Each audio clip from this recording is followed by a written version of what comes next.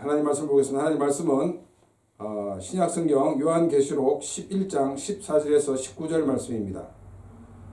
요한계시록 11장 14절에서 19절 말씀을 제가 봉독하겠습니다. 둘째 화는 지나갔으나 보라 셋째 화가 속히 이르는도다. 일곱째 천사가 나팔을 불 때 하늘에 큰 음성이 나서 이르되 세상 나라가 우리 주와 그의 그리스도의 나라가 되어 그가 세세토록 왕노릇 하시리로다 하니, 하나님 앞에서 자기 보좌에 앉아있던 이 24장로가 엎드려 얼굴을 땅에 대고 하나님께 경배하여 이르되 감사하옵나니 옛적에도 계셨고 지금도 계신 주 하나님 곧 전능하신 이여 친히 큰 권능을 잡으시고 왕노릇 하시는도다.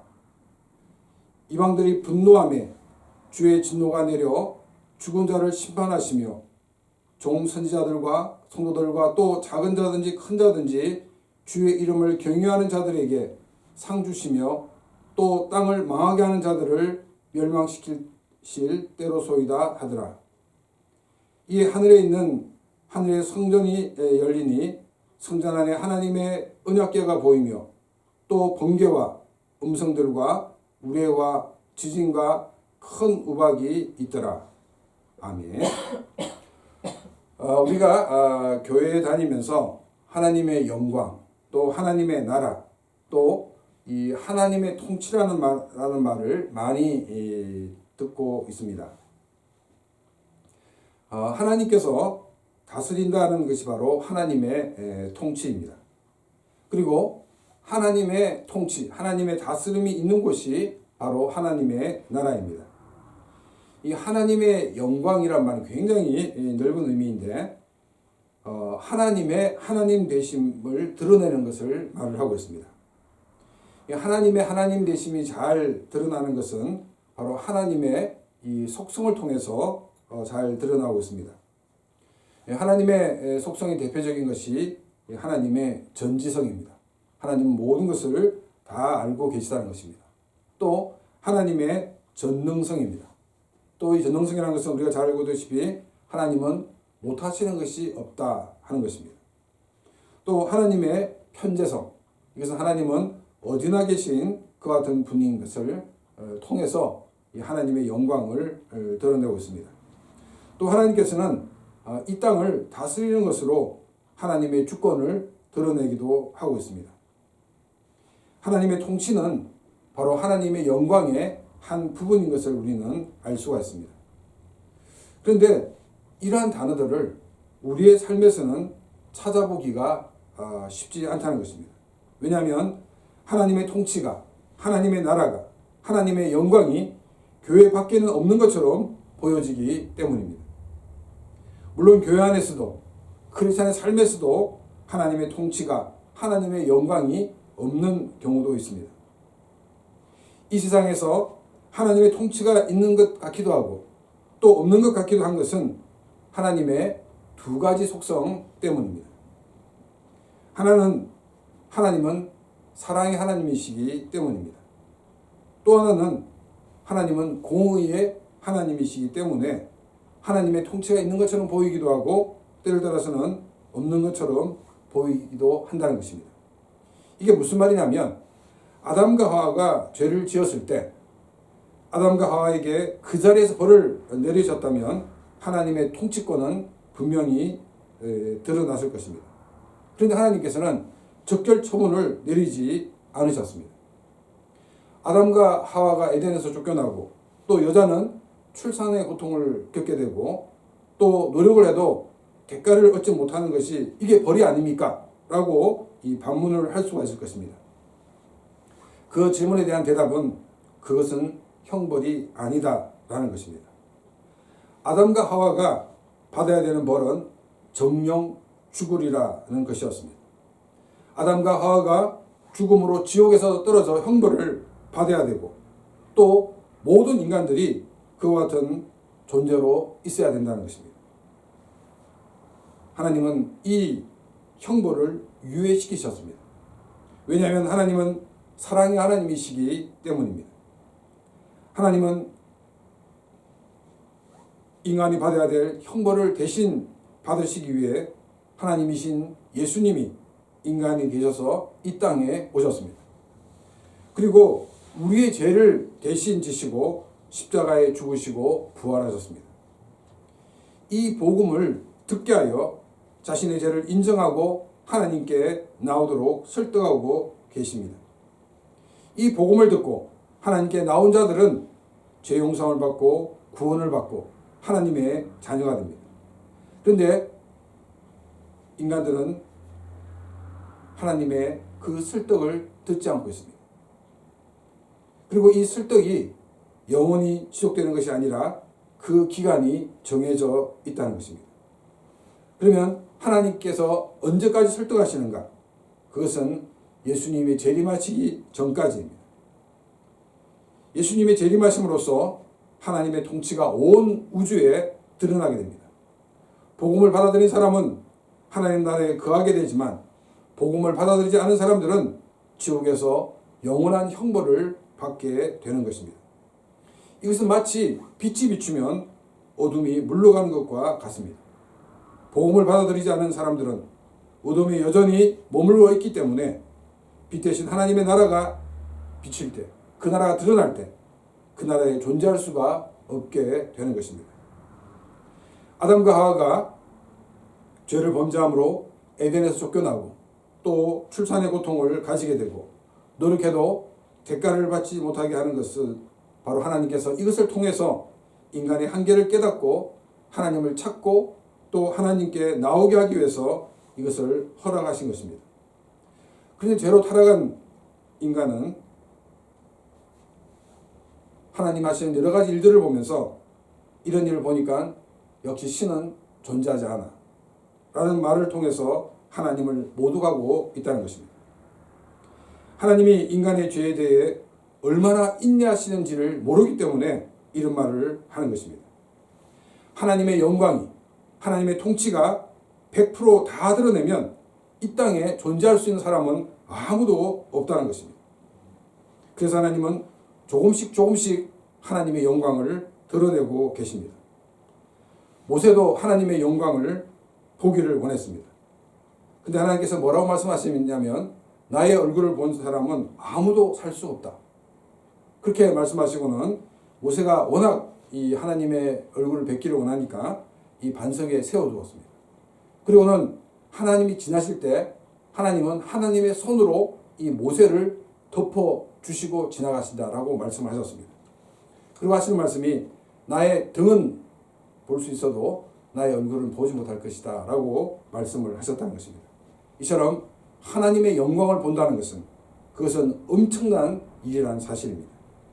우리가 지난주에는 교회의 영광에 대해서 살펴보았습니다. 오늘은 이 하나님의 영광에 대해 함께 생각하면서 은혜를 나누고자 합니다. 14절 말씀입니다. 둘째 하는 지나갔으나 보라 셋째 하가 속히 이르는도다. 둘째 하가 지나가고 셋째 하가 이르렀다라고 기록되어 있습니다. 그럼 우리가 이 세 번째 화를 보기 전에 첫 번째 화와 두 번째 화가 무엇인지 우리가 기억을 더듬어 보겠습니다. 첫 번째 화는 이 첫 번째 천사로부터 이 다섯 번째 천사가 나팔을 불며 불 때 일어난 일들입니다. 주로 재해입니다. 이 재해는 이 천재지변도 있고 또 사람에 의한 인재도 있습니다. 이런 재해를 통해서 인간의 한계를 느끼게 하고 하나님을 찾고 하나님께 나오게 하나님은 하셨습니다. 그런데 죄로 타락한 인간들은 하나님을 찾지 않고 하나님께 나오지 않았습니다. 두 번째 화는 인구 3분의 1이 죽는 그와 같은 전쟁을 말합니다. 이 전쟁을 통해서 인간은 자신의 그 바닥을 보게 되었습니다. 그럼에도 이 사람들은 하나님을 찾지 않고 하나님께 나오지 않았습니다. 그리고 이제 이 세 번째 화는 이제 다음에 나오는 7 대접의 재앙을 얘기하고 있습니다. 그런데 우리가 주목해 봐야 되는 것은 뭐냐면 두 번째 재앙을 말하고 난 다음에 이 두 증인의 사건을 이 중간에 삽입하고 있습니다. 인구 3분의 1이 전쟁으로 죽는, 그래서 자신의 바닥을 보았지만 하나님을 믿지 않고 여전히 죄 가운데 있는 사람에게 필요한 것은 바로 하나님의 말씀이라는 것입니다. 이 하나님의 말씀을 이들에게 온전히 전하기 위해서는 먼저 교회가 하나님의 말씀으로 그 영광이 회복되어야 되는 것을 우리에게 말하고 있습니다. 우리는 여기서 하나님의 관심은 사람들이 벌을 받고 멸망하는 것이 아니라 그들이 구원받고 하나님의 영광 가운데 거하는 사람이 되기를 원하는 것임을 우리는 알 수가 있습니다. 우리는 빛 대신 주님을 드러내어 많은 사람들이 하나님의 백성이 되게 하고 또 함께 하나님의 영광 가운데 거하게 하는 그런 귀한 삶을 사는 우리의 삶들이 되어야 한다는 것입니다. 15절입니다. 일곱째 천사가 나팔을 불매 하늘에 큰 음성이 나서 이르되 세상 나라가 우리 주와 그의 그리스도의 나라가 되어 그가 세세토록 왕노하리로다 하니, 이 15절은 많은 사람들이 오해할 소지가 많은 구절입니다. 일곱 번째 천사가 나팔을 불고 난 다음에 세상 나라가 우리 주와 또 그리스도의 나라가 되는 것처럼 이해하기가 쉽습니다. 이 하늘에서 큰 음성이 나서 말하는 것이 어디서부터냐면 이 세상 나라가 우리 주와 그리스도의 나라가 되어 그가 세세토록 왕노릇하리로다 라는 이 말씀까지입니다. 그런데 이 문장에서 이 동사가 두 개가 나옵니다. 첫 번째 동사는 뭐냐면 이 되어라는 동사입니다. 또 한 개 동사는 이 왕노릇하리로다 라는 단어입니다. 자, 지난번에 말씀드렸지만 이 왕노릇한다는 이 말을 우리가 오해를 합니다. 왕이 아닌데 마치 왕인처럼 한다라고 생각하는데 이 헬라의 원어의 뜻은 왕으로서 다스린다 하는 것 같은 단어입니다. 그럼 이 두 단어에서 이 왕노릇 하시리로다 라는 이 말을 볼 때 우리는 이 미래형인 것을 쉽게 파악할 수 있습니다. 그런데 이 되어라는 단어의 시제는 무엇일까요? 일본어 성경은 이 과거형으로 되어 있습니다. 그런데 이 한국어 성경은 시제를 파악하기가 쉽지 않습니다. 헬라어의 시제는 아오리스트형, 즉 이 과거형입니다. 그럼 여러분, 과거형이라는 것은 어떤 의미입니까? 그리스도의 나라가 되었다는 거예요. 이것은 이 세상 나라가 성부 하나님과 성자 예수님과 성령 하나님과 아무런 관계없이 존재했던 것이 아니라 우리 하나님께서 그 전부터 그 나라의 왕으로 통치를 하고 계셨다는 것입니다. 그런데 많은 사람들은 이 삼위일체 하나님이 통치하시는 하나님의 나라를 잘 볼 수가 없었습니다. 그렇지만 하나님이 통치하고 계셨고 또한 영원히 왕으로 통치하실 것입니다. 하나님의 나라가, 하나님의 통치가 혹은 하나님의 영광이 모든 사람들이 볼 수 있을 정도로 드러나지 않는 것은 조금 전에도 말씀드렸던 것처럼 많은 사람들을 구원하시기 위해서입니다. 예수 그리스도를 주로 믿는 우리가 먼저 고백해야 되는 것은 무엇일까요? 우리가 먼저 고백해야 되는 것은 하나님이 나의 모든 삶을 통치하고 계시다는 것입니다. 16절 말씀입니다. 하나님 앞에서 자기 보좌에 앉아있던 24장로가 엎드려 얼굴을 땅에 대고 하나님께 경배하여 하나님이 다스리고 계셨고 또 영원히 다스릴 것이라는 그 소리를 들은 24장로들이 앉은 자리에서 내려와 하나님을 경배하고 있습니다. 우리가 늘 고백해야 하는 것은, 우리가 순간순간 인식해야 하는 것은 하나님이 나의 인생을 통치하고 계신다는 것입니다. 나의 인생 모든 것이 하나님이 다스리고 있음을 늘 고백하는 삶이 있어야 한다는 것입니다. 그래서 우리는 나의 삶에 하나님의 하나님 되심을 더 인정하고 고백하는 그런 귀한 삶이 되기를 바랍니다. 17절 말씀입니다. 이르되 감사옵나니 옛적에도 계셨고 지금도 계신 주 하나님 곧 전능하신 이여 친히 큰 권능을 잡으시고 왕노릇 하시도다. 이 17절은 이 24장로들이 하나님께 감사를 드리면서 왜 감사한가를 설명을 하고 있습니다. 이 17절을 헬라어 순으로 나열하면 다음과 같습니다. 우리가 감사드립니다. 당신에게 주님이여 전능하신 하나님이여 옛적에도 계셨고 지금도 계시니요. 지금 이제 감사드린다는 그 한 단어가 있고 나머지 단어들은 이 감사를 받는 그 대상에 대한 것 같은 것이 나열되어 있습니다. 그리고 감사의 이유에 대해서는 이렇게 말합니다. 왜냐하면 당신은 당신의 큰 권능을 가지셨고 통치하고 계셨기 때문입니다. 자, 여러분 이 말씀을 보게 되면 우리 예수님께서 또 삼위일체 하나님께서 과거에도 계셨고 지금도 계시고 또 앞으로도 영원히 계신 분이라는 것을 먼저 이야기를 하고 있습니다. 그런데 그냥 존재하는 것이 아니라 큰 권능을 가지고 계시다는 것입니다. 그리고 그 큰 권능을 가지고 통치하고 계시는, 다스리고 계시다라고 이 장로들은 고백을 하고 있습니다.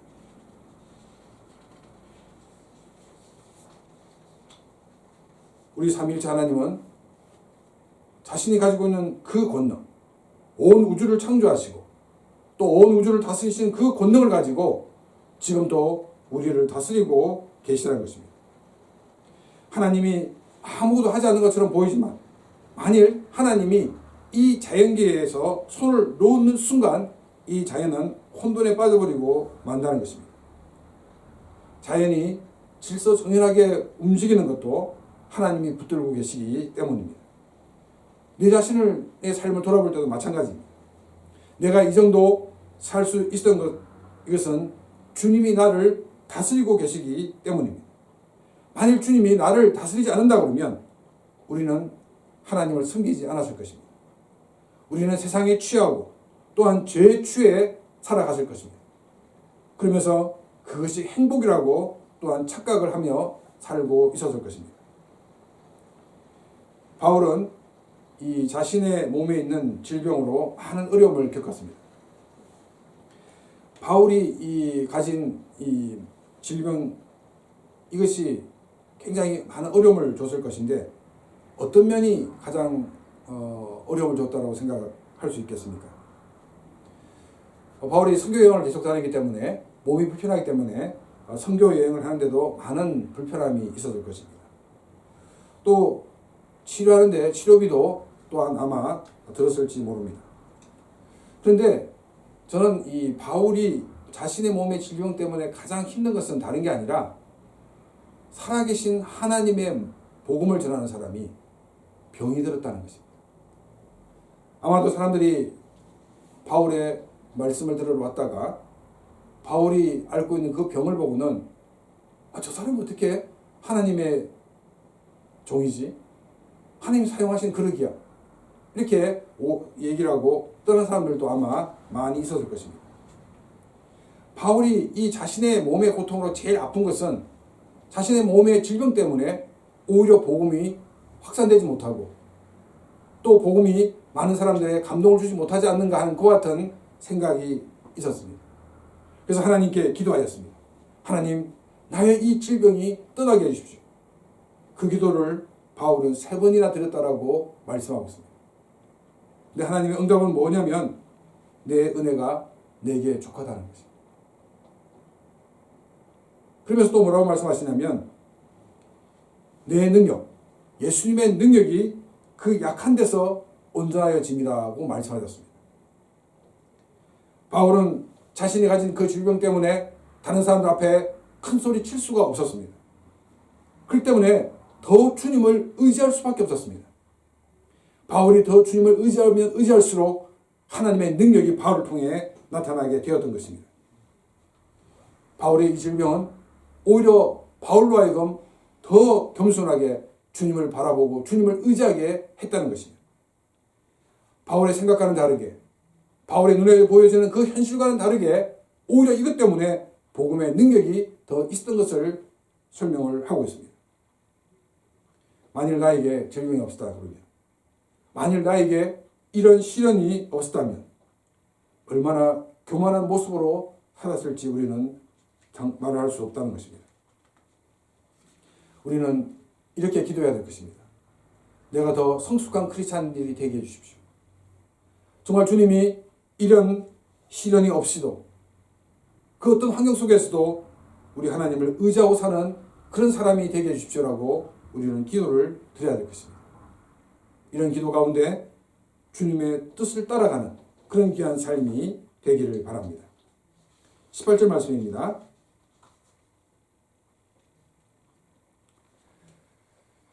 이방들이 분노하며 주의 진노가 내려 죽은 자를 심판하시며 종 선지자들과 성도들과 또 작은 자든지 큰 자든지 주의 이름을 경외하는 자들에게 상 주시며 또 땅을 망하게 하는 자들을 멸망시키실 때로소이다 하더라. 이방, 즉 하나님을 알지 못하는 사람들이 하나님에 대해 굉장히 화가 나 있다는 것입니다. 우리가 지난번에 말씀을 봤지만 두 정인에게도 많은 사람들이 화가 나 있었습니다. 이들이 왜 화가 나 있었냐면 두 정인이 외친 그 메시지의 내용 때문입니다. 회개하고 겸손히 하나님을 주인으로 모시라는 것입니다. 근데 하나님을 알지 못하는 사람들은 이 말이 제일 듣기가 싫습니다. 인간이라는 존재는 모든 생명체들 가운데 최고의 진화된 존재였는데, 그리고 사람들 가운데 내가 최고인데 내가 왜 신이라는 존재를 나의 주인으로 모셔야 되는가? 이것이 그들의 불만입니다. 이런 인간의 교만은 예수님을 자신의 구주로 또한 자신의 주님으로 모셔드릴 수가 없는 것입니다. 그 결과 하나님의 심판을 받는다라고 말하고 있습니다. 분노한 사람들을 향해 주님의 진노가 내린다라고 성경은 기록하고 있습니다. 또 18절 끝부분에 보게 되면 이 땅을 망하게 하는 자들을 멸망시킬 때라고 말씀하고 있습니다. 이 땅을 망하게 한다라고 얘기했을 때 우리가 여러 가지 생각할 수 있는데 한 가지는 뭐냐면 땅을 오염시키는 것을 얘기할 수 있습니다.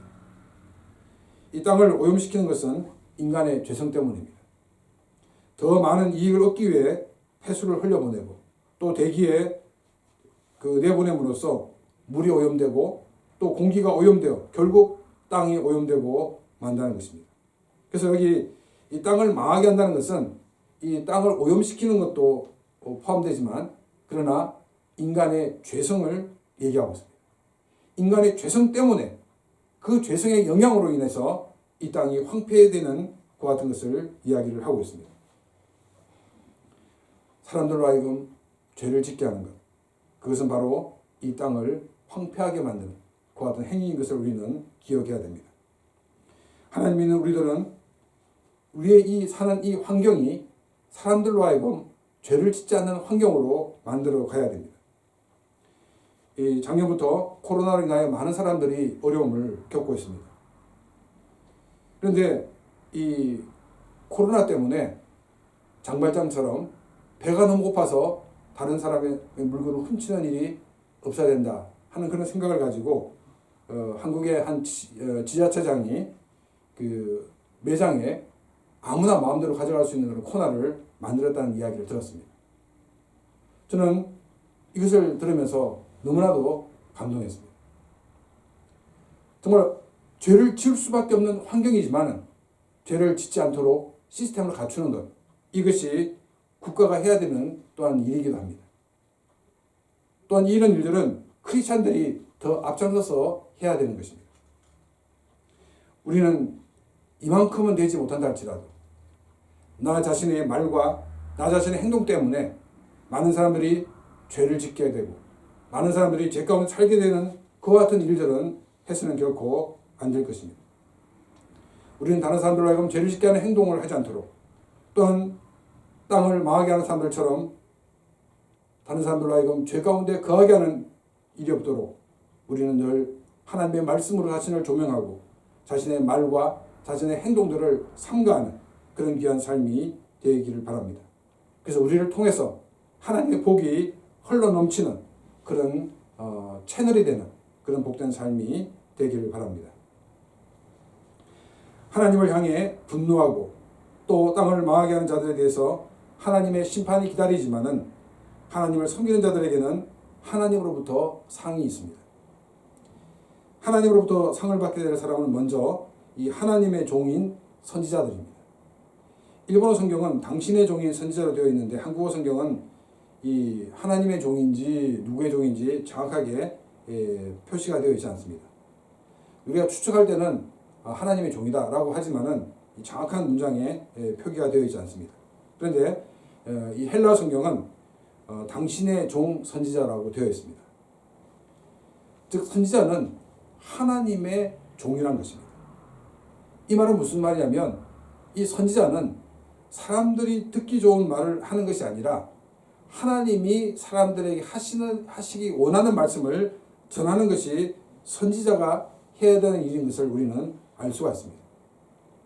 만일 선지자라고 하면서 사람들이 듣기 좋은 말만 한다고 그러면 그 사람은 하나님의 종 선지자가 아니라 사람의 종일 뿐입니다. 또 두 번째로 이 하나님으로부터 상을 받게 될 사람은 성도들입니다. 이 성도라는 말은 거룩한 무리, 거룩한 사람들이라는 뜻입니다. 거룩하다 혹은 또 거룩한 사람이라고 얘기할 때 이 사람을 우리가 아주 종교적인 냄새가 많이 나는 사람으로 생각해서는 안 된다는 것입니다. 또 착한 사람을 우리는 거룩한 사람이라고 말을 했어도 안 된다는 것입니다. 거룩한 사람은 예수 그리스도의 십자가의 공로를 믿어 죄 사함을 받고 구원받은 크리스찬들이 바로 거룩한 사람들입니다. 또 세 번째는 누구냐면 그의 이름을 경외하는 자들입니다. 이 경외한다는 것은 이 두려움을 얘기를 하고 있는데 단순한 두려움을 말하는 것이 아닙니다. 하나님 되심을 알았기 때문에 정말 하나님을 향하여 하나님을 높이는 마음, 또 다른 말로 하면 하나님을 공경하는 것 같은 마음이라고 우리는 말할 수 있습니다. 또 한국어 성경과 일본어 성경은 중간쯤 나와 있지만 이 땅을 망하게 하는 자들 이 앞에 있는 문장에서 맨 마지막에 헬라 성경 나와 있습니다. 작은 자든지 큰 자든지 이 말은 무슨 말이냐면 우리가 예수를 믿고 여러 가지 큰 일들을 할 수 있습니다. 또 우리가 너무나도 한 일이 없어가지고 정말 찾아봐도 정말 이렇게 찾기 힘든 그런 사람도 있을 것입니다. 그러나 작은 일을 한 사람이든 큰 일을 한 사람이든 이 사람들 모두가 하나님으로부터 상을 받게 된다는 것입니다. 왜냐하면 이 사람들은 모두가 예수 그리스도를 주로 영접한 사람들이기 때문입니다. 나머지는 그냥 보너스를 주는 것입니다. 제일 중요한 것은 우리가 예수를 믿고 구원받은 이것이 가장 중요한 것이고 나머지 상들은 그냥 옵션으로 붙는 것입니다. 그렇기 때문에 큰 일을 한 사람이든 작은 일을 한 사람 모든 사람에게 하나님께서 상을 주신다라고 말씀을 하고 계십니다. 어떤 사람은 이렇게 생각합니다. 나는 하나님을 믿지 않아도 나는 많은 사람들을 도우고 있어. 착한 일을 하고 있어. 비록 많은 사람을 도와주고 또 착한 일을 많이 했지만 그 사람은 하나님으로부터 아무런 상을 받지 못합니다. 하나님으로부터 심판을 받고 지옥 형벌을 받게 됩니다. 아마도 지옥 형벌을 받을 때 조금 심한 지옥 형벌이 아니라 조금 덜한 지옥 형벌을 받겠죠. 왜냐하면 이 사람들은 예수 그리스도를 알지 못하기 때문입니다.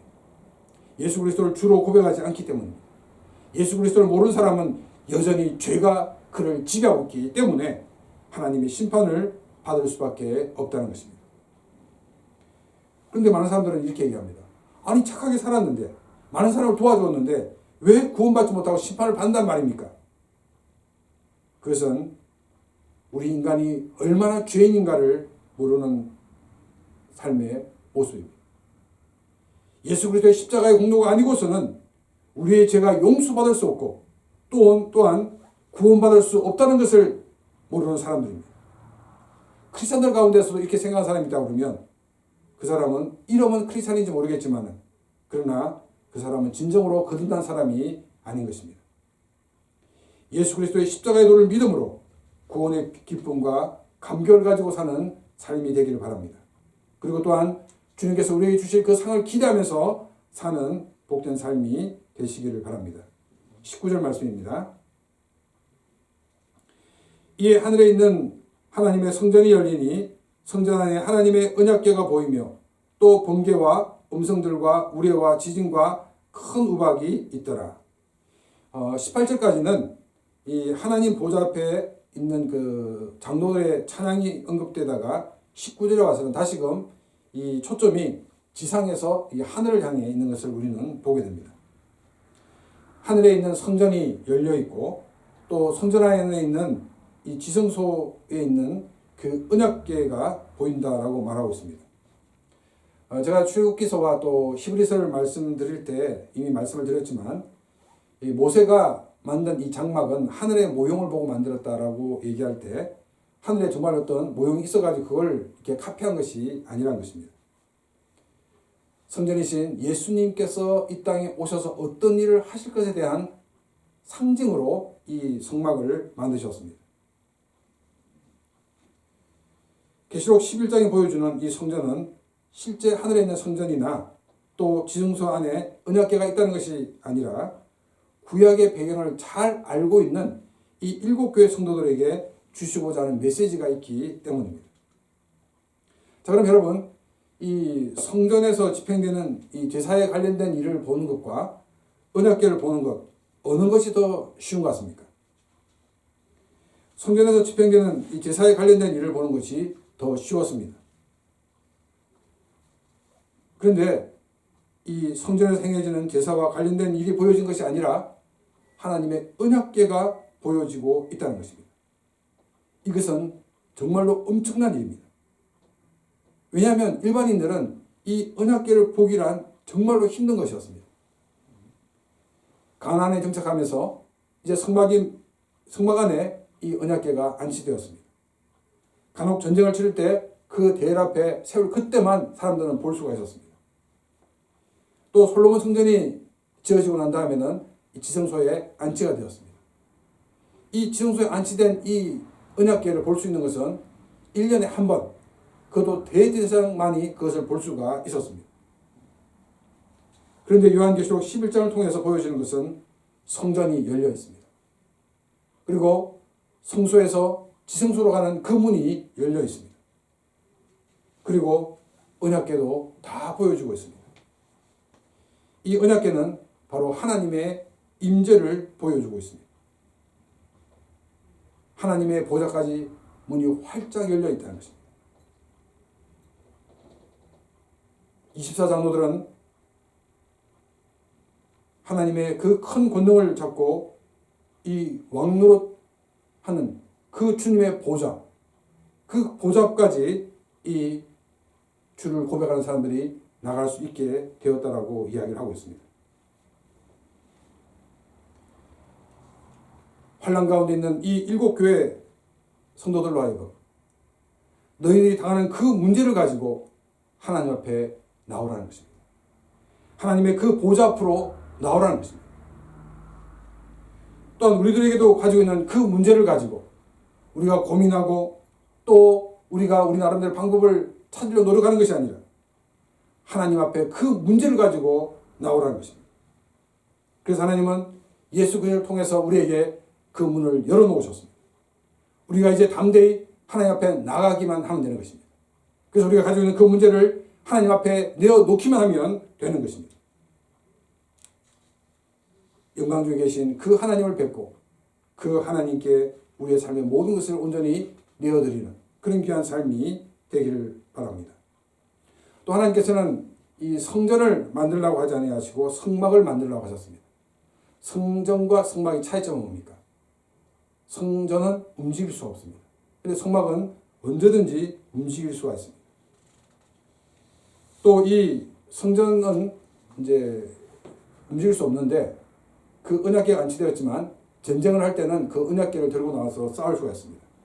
그래서 이 성전의 가장 핵심은 바로 이 언약궤입니다. 언약궤는 하나님의 백성이 어디로 가든지 항상 같이 다녔습니다. 언약궤가 늘 함께 있다는 것은 하나님의 임재가 늘 우리와 함께 하고 있다는 것입니다. 하나님은 하나님을 예배하는 그 현장에도 계시지만 하나님을 믿는다고 핍박을 받을 때 그 현장에도 계시다는 것입니다. 그래서 우리는 나의 삶의 현장에서 하나님을 찾아야 합니다. 나의 삶의 현장에서 하나님을 만나 하나님을 대화해야 됩니다. 그래서 우리는 나의 삶의 현장에서 하나님의 인도를 받는 삶을 살아야 한다는 것입니다. 또 언약궤를 이 언약궤라고 하는 것은 이 하나님의 언약인 십계명이 새겨진 이 돌판이 그 속에 들어있기 때문입니다. 십계명은 이스라엘이 하나님 백성이 되었다는 것과 하나님이 이스라엘을 다스린다는 증거입니다. 십계명의 구조는 그 당대의 강대국과 또 작은 나라가 맺은 계약과 같은 구조로 되어 있습니다. 그 계약의 내용은 주로 이 작은 나라는 이 강대국에 대해서 충성할 것을 요구하고 있습니다. 만일 이 충성을 깨뜨릴 경우에는 강대국으로부터 징벌이 있다는 것입니다. 그러나 이 강대국에 충성을 다할 때는 강대국이 이 작은 나라를 지켜준다는 것입니다. 이 구조를 통해서 하나님의 백성들은 하나님께 충성만 하기만 하면 하나님께서 끝까지 지켜주시고 또 우리가 감당할 수 없는 적을 만날 때는 하나님께서는 그 모든 공격들을 막아주신다는 것을 우리에게 약속하고 있는 언약인 것입니다. 하나님의 백성들이 오직 하나님만을 자신의 신으로 섬길 때 하나님께서 지키시고 막아주시는 그런 놀라운 은혜와 복을 누리게 됩니다. 로마의 핍박이 있는 가운데서도 오직 하나님만을 신으로 인정하고 고백할 때 하나님이 찾아오시고 또한 모든 공격을 막아주신다는 것입니다. 이 언약궤 안에는 또 무엇이 있으냐면 아론의 쌍난 지팡이가 들어있었습니다. 출애굽한 이스라엘 백성들은 모세가 이 전체를 리드하는 것에 대해서는 큰 불만이 없었습니다. 그런데 이 레위 지파 가운데 아론의 자손들만 이 제사장직이 세습되는 것에 굉장히 이 불만을 가졌습니다. 근데 이 주모자인 고라와 그의 가족이 이 땅이 갈라져서 그들이 매몰되었습니다. 그리고 여호와께로부터 불이 나와서 250명이 죽는 그 일을 통해서 레위 사람들은 아론이 제사장이 되는 것에 대해서 큰 불만을 제기하지 않았습니다. 혹 다시 이런 일이 있을까 싶어서 족장들을 다 불러 모아서 지팡이를 가져오라 했습니다. 그리고 그 지팡이에 자기 이름을 새겨 넣었습니다. 레위 지파에는 아론의 이름을 새겼습니다. 그리고는 그 언약궤 안에 두었는데 그 다음날 열어보니까 아론의 지팡이만 거기에서 싹이 나고 열매가 맺혀 있는 것 같은 것이 있었습니다. 하나님께서는 이 아론의 쌍난 지팡이를 언약궤에 두라고 말씀하셨습니다. 언약궤 안에 두신 것은 뭐냐면 하나님에 대한 반역에 대한 교훈을 주기 위해서입니다. 하나님에 대한 불평, 불만 그것을 늘어놓지 않게 하기 위해서 아론의 쌍난 지팡이를 언약 안에 두게 하셨다는 것입니다. 하나님이 다스린다 하시는데 우리의 상식으로 이해할 수 없는 일들이 일어날 때 우리는 하나님을 향하여 불평과 불만을 늘어놓기가 쉽습니다. 이때 아론의 쌍난 지팡이를 기억하면서 하나님을 향해 불평과 불만을 토로하지 말라는 것입니다. 로마의 핍박의 현장에서 하나님의 말씀을 의지하고 하나님께 기도했는데 다니엘이 사자굴 속에서 살아나는 것 같은 기적이 일어나지 않았습니다. 사드락과 메삭과 아벳느고와 같은 불 속에서 사는 기적이 일어나지 않았습니다. 왜 이런 기적이 없냐고, 왜 죽게 내버려뒀냐고 원망을 늘어놓을 수밖에 없는 상황이었을 것입니다. 그런데 자료들을 보게 되면 순교 현장을 목격한 믿지 않은 사람들이 오히려 예수 그리스도를 영접하고 크리스찬이 되는 것 같은 역사가 있었다고 합니다. 또한 심지어 그들이 순교 자리까지 나갔다고 합니다. 이것을 볼 때 순교의 현장에 하나님의 영광이 임했다는 것을 우리는 알 수가 있습니다. 인간이 이해하지 못하는 일에 대해서 우리는 하나님을 향해 불평과 불만을 늘어놓는 것, 그것은 하나님을 향한 반역이라고 성경은 말하고 있습니다. 우리가 이해할 수 없는 일들이 일어나도 불평과 불만을 토로하지 말고 하나님이 다스리는 뜻이 있음을 기억하면서 믿음으로 승리하는 그런 귀한 삶이 되기를 바랍니다. 또 언약궤에 들어있는 것은 이 만나가 들어있는 항아리가 있습니다. 광야에서 먹을 것을 구하는 것은 쉽지 않습니다. 그러나 하나님께서 광야로 인도하셨다 그러면 하나님께서 끝까지 책임주신다는 것이 바로 만나입니다. 이 만나를 사람들이 욕심을 가지고 더 많이 취하려고 했는데 그런 사람도 결국 한 호멜을 구하고 또 적게 돌아간 사람도 한 호멜이 되었습니다. 또 사람들이 내일을 걱정해서 남겨놨습니다. 그런데 시간이 지나고 나니까 거기에 벌레가 생겼다라고 말씀하고 있습니다. 매일매일 하나님의 은혜를 기다리며 살아가는 것입니다. 하나님께서 너희들을 광야로 인도하셨다 그러면 끝까지 책임져 주신다는 것이 바로 만나가 주는 교훈입니다. 우리는 우리의 인생을 책임져 주시는 주님을 끝까지 신뢰하면서 나가야 한다는 것을 바로 하늘에 열려있는 그 언약궤를 통해서 우리에게 주는 교훈입니다. 19절 하반절에서 번개와 음성들과 우레와 지진과 큰 우박이 있더라고 말씀하고 있습니다. 번개와 음성들과 우레와 지진과 큰 우박은 하나님께서 하나님 백성들을 지키시고 보호해 주시는 것들이었습니다. 하나님은 하나님의 손길을 통해서 우리를 지키시고 보호해 주신다는 것입니다. 우리는 우리의 삶을 통해 하나님의 영광을 조금씩 드러내는 삶을 살아야 합니다. 우리가 더 하나님의 말씀을 붙들고 믿음으로 살 때 가능한 것입니다. 이것은 또한 하나님의 통치를 드러내는 것입니다. 하나님의 왕되심을 선포하는 것입니다. 하나님의 하나님 되심을 더 드러내는 것, 하나님의 영광을 더 드러내는 것은 많은 사람이 복음을 듣고 하나님의 자녀가 되게 하는 것입니다. 우리가 사람들에게 복음을 전하는 그 기간은 예수님이 재림하기 직전까지입니다. 예수님은 언제 오실지 모르는 가운데 우리는 기회가 주어질 때마다 사람들에게 복음을 전함으로 많은 사람들이 주의 복음을 듣고 하나님의 자녀가 되고 하나님께 영광을 돌리는 그런 귀한 삶이 되는 복된 삶을 살아가는 삶이 되시기를 바랍니다.